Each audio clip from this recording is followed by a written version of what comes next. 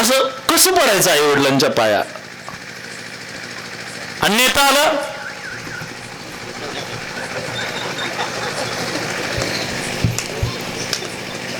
कोण नेता की बरं त्याच्या कुठं हात काय ते बघा पण नाही ह्याच्याकडे.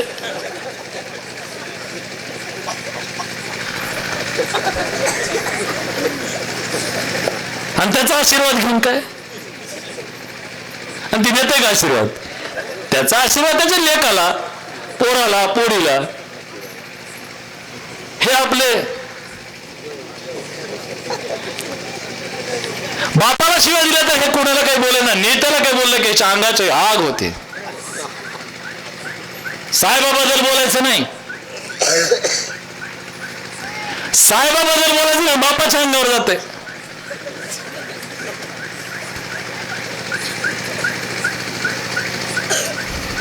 ह्याची पिढी आहे.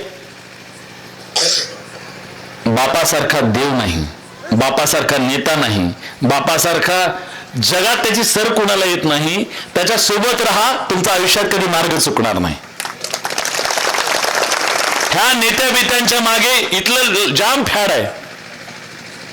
आणि ते बॅनर बिनर ते बरेच विषय आहेत, ते नंतर कधीतरी. पण खरं सांगतो, मी आज पाटोद्याला कार्यक्रम होता, पाटोद्याचा कार्यक्रम करून मी अहमदपूर तालुक्यात म्हणजे चाकूर तालुक्यात हाडोळी मज गाव आहे, गेलो. एक 5-10-15 मिनिट आम्ही थांबलो, बसलो. ते जे समाधान आहे ना, आपल्या आई वडिलांना भेटणं, बोलणं. माझे आजोबा आहेत, आता वय खूप झाले त्यांचं, त्याच्यासारखं समाधान नाही हो कशात. आणि आपण हे नाही जपलं ना तर संतांचे संस्कार आहेत हे सगळे जे आहेत ना, हे संतांचे संस्कार आहेत. आणि शेतकऱ्याच्या घरामध्ये मला अनेक जण म्हणतात की बाकीच्यांपेक्षा तुम्ही वेगळे कसे आहात, असं अनेक जण म्हणतात. मी त्यांना सांगतो, मी शेतकऱ्याचं लेकरू आहे. कारण जन्मतात आपल्याला ते मिळत जातं. वारकरी संप्रदायापासून हे सगळं आपल्याला कुटुंबातून मिळत जाते हे सगळं. आणि त्या सगळ्याची पुण्य आज आहे.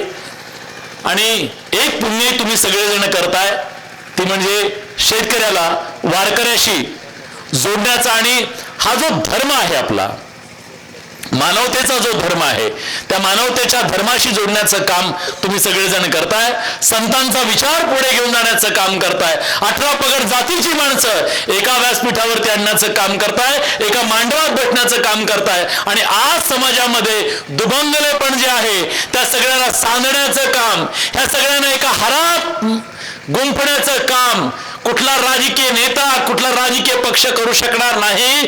ते आज वारकरी संप्रदायच करू शकतो. वारकरी संप्रदायाकडेच ती ताकद आहे सगळ्या 18 पगड जातींना एकत्र आणण्याची, त्यांच्यातल्या त्या जे दुभंगलेपण असेल ते दूर करण्याची आणि माणसाला माणूस करण्याची. त्यामुळे माणसाला माणूस करण्याची ही जी सगळी प्रक्रिया आहे, ह्या प्रक्रियेमधला हा महोत्सव मला वाटतं एक सुवर्ण पान आहे असं म्हटलं तर वावगं ठरणार नाही. बोराडे सर, तुमच्या या सगळ्या प्रयत्नांना, सोनर सर तुमच्या प्रयत्नांना लाख लाख शुभेच्छा. हा विचार तेवत ठेवणं आपलं काम आहे. बघा, वाईट विचार खूप वेगानं, अफवा बघा किती वेगानं पसरतात, पण खरं सांगण्यासाठी डोकं आपटून घ्यावं लागतं. आज असंच आहे. संतांना त्यांचा विचार सांगण्यासाठी या महाराष्ट्रामध्ये 800 वर्ष कितीतरी पिढ्या, कितीतरी संतांना खपावं लागलं. पण दारू पे म्हणून सांगण्यासाठी फार कष्ट घ्यावे लागलेले नाही. बसल्या बसल्या ते म्हणतंय काही होत नाही, चल तू. त्यांचा इन्फ्लुएन्स, वाईट गोष्टींचा इन्फ्लुएन्स लवकर होतो, चांगल्या गोष्टींचा कमी होतो. त्यामुळे आज हा विचार जिवंत ठेवण्याच्यासाठी हे यज्ञ कामाचे आहेत. हे यज्ञ कामाचे आहेत. हे यज्ञ असेच चालू ठेवा. आणि या महाराष्ट्राला बांधण्याचं, सांधण्याचं काम जे तुमचं सुरू आहे त्याच्यासाठी खूप साऱ्या शुभेच्छा देतो. खूप बरंच बोललो, लांबलं भाषण बहुतेक मलाही कधी कळलं नाही, पण तुम्ही सगळ्यांनी ऐकलं त्याबद्दल मी तुमच्या सगळ्यांचे मनापासून आभार व्यक्त करतो. आणि आपल्या सगळ्यांची मी रजा घेतो.